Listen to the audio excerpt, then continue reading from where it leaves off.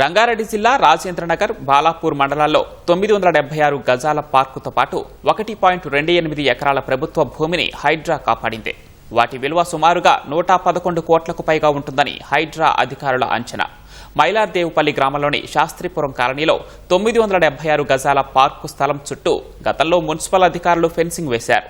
తప్పుడు పత్రాలతో కొందరు పార్కు స్థలాన్ని కబ్జా చేస్తున్నారని స్థానికులు ఇచ్చిన ఫిర్యాదు మేరకు హైడ్రా చర్యలు చేపట్టింది.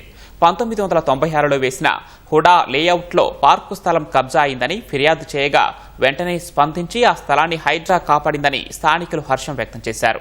బాలాపూర్ మండలం జిల్లెలగూడలో సర్వే నెంబర్ 76లోని 1.28 ఎకరాల ప్రభుత్వ భూమిలో ఆక్రమణలను హైడ్రా తొలగించింది. కొంతమంది నకిలీ పట్టాలు సృష్టించి ప్లాట్లుగా విక్రయించడంతో పాటు ఆక్రమణలకు పాల్పడుతున్నారని హైడ్రాకు ఫిర్యాదు అందగానే చర్యలు తీసుకుంది.